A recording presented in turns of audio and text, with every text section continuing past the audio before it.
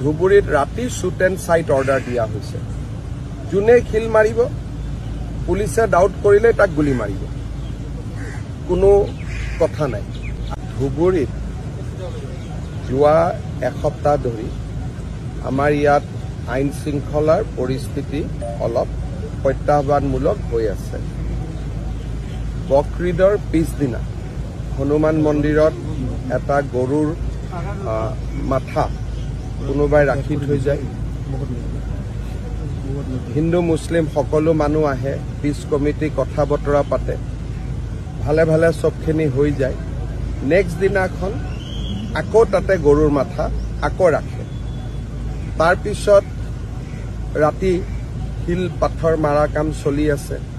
আৰু চবচে ডাঙৰ কথা যে ঈদৰ আগদিনা ধুবুৰীত 3খন খুব নবীন বাংলা বুলি, যি নেকি বাংলাদেশত ধুবুৰী জিলাখন ইনক্লুড কৰিব লাগে বুলি ইয়াতে পোষ্টাৰ মাৰিছিলে 3টা। আৰু 3টা পোষ্টাৰৰে আপোনালোকে যদি চাই তেতিয়াহ'লে তাত বেলেগ বেলেগ ধৰণৰ পোষ্টাৰবিলাকত কথা লিখা আছিলে, যিখিনি মোৰ নলেজলৈকে আহিছে। আপোনালোকক যদি মই পোষ্টাৰখিনি দেখুৱাম, এখনত আছে তুমিও হবে শ্বহীদ, তোমাৰ ৰক্তও হবে বাংলাৰ স্বাধীনতাৰ বীজ, নবীন বাংলা। তাৰপিছত এটা আছে পোষ্টাৰ,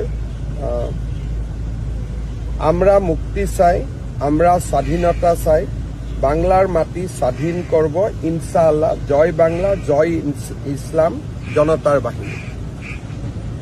এই আৰু একটা পোষ্টাৰ আহিছে, ইয়াতো নবীন বাংলাদেশ, নিউ বাংলাদেশ বুলি কিছুমান আৰ্মিৰ সিগনেল ইয়াতে লিখি থৈ গৈছে।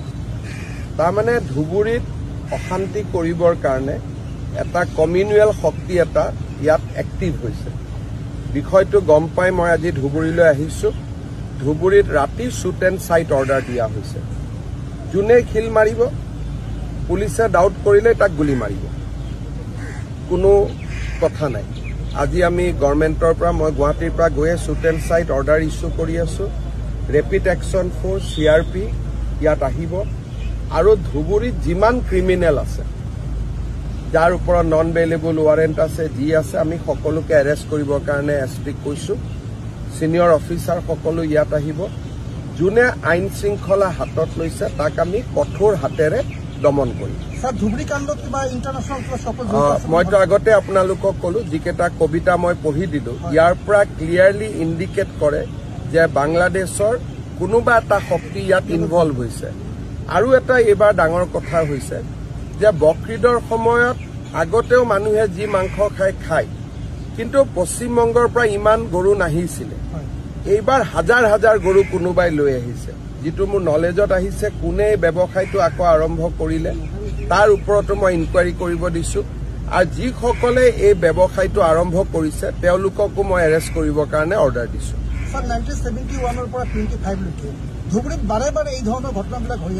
চক অহাবাৰতো বকৰিদৰ পিছদিনা ইয়াত ময়ে থাকিম আহি। ইয়াতে ৰাতি ময়ে থাকিম, ঈদৰ দিনাখন মই ইয়াত আহি যাম আৰু ইয়াত মই থাকিয়ে দিম।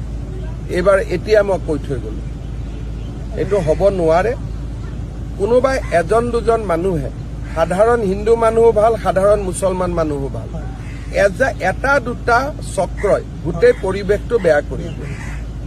আৰু এইটো আমাৰ চৰকাৰৰ দিনত ইয়াক মানি লোৱা নহ'ব। বেলেগ কথা বেলেগ আছিল। আমি এতিয়া মই হনুমান মন্দিৰতো যাম চাবৰ কাৰণে, আৰু য'ত গৰুৰ মাথা আহিছিলে। আৰু এনেকুৱা কাম নহ'ব, লাগিলে অহাবাৰ গোটেই ৰাতি মই হনুমান মন্দিৰত নিজে বহিম। কোনো কাৰণতে আমি ধুবুৰী ঘাটৰ বাহিৰত যাব নিদিওঁ। আৰু আজিৰ পৰাই আপোনালোকে দেখিব, আজি ৰাতি কোনোবা ওলাবতো গুলি খাব। বাকীটো চলি থাকিব, বাকী কথা আজি নকওঁ। আৰু ছত্ৰ বা আন কথা এতিয়া অৰ্ডাৰটো ওলাব গধূলি 6টা বজাৰ পৰা আমি অৰ্ডাৰ কৰিম।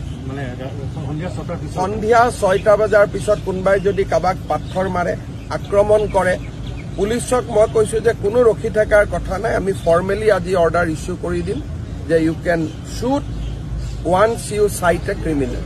স্যাৰ এক্সট্ৰা ফোৰ্স আছে না ধুবুৰীত আজি বহুতখিনি ফোৰ্স আহিব ৰেপিড একশন ফোৰ্সও আহিব CRPও আহিব আৰু বহুত ফোৰ্স আহিব ফোৰ্সৰ কোনো কথা নাই অসম পুলিচৰ তাত 1 লাখ পুলিচ ফোৰ্স আছে গতিকে ধুবুৰীক যিমান লাগে আমি সিমান দিব পাৰিম স্যাৰ যেটো ব্যানাৰ বা দেৱাল লিখিছিলে জিলা আয়ুক্তৰ বাংলাৰ সন্মুখতে লিখিছিলে জিলা আয়ুক্তৰ বাংলাৰ সন্মুখত লিখিছিল তেখেতে SB লৈকে পঠাইছিলে আৰু SBয়ে মোক এসেসমেন্ট কৰি দিছে ইয়াৰ মিনিংটো কি হয় গতিকে এই গোটেই কথাবিলাক আমি চাম আৰু লগতে মই ধুবুৰীৰ ব্যৱসায়ী মহলক এটা অনুৰোধ জনাম যাতে নিজৰ নিজৰ দোকানৰ সন্মুখত তেওঁলোকে CCTV লগায় মোৰ এইটো এটা ৰিকুৱেষ্ট থাকিব হিন্দু হওক মুছলিম হওক শিখ হওক যোনে ব্যৱসায়ী নহওক কিয় মই ব্যৱসায়ী সমাজক আহ্বান জনাম তেওঁলোকে যাতে ঘৰৰ তেওঁলোকৰ দোকানৰ সন্মুখত 24 আৱাৰ্ছ CCTV ইনষ্টল কৰে মন্দিৰ আৰু মছজিদকো যদি CCTV লাগে মই চৰকাৰৰ পৰা লগোৱা ব্যৱস্থা কৰি দিম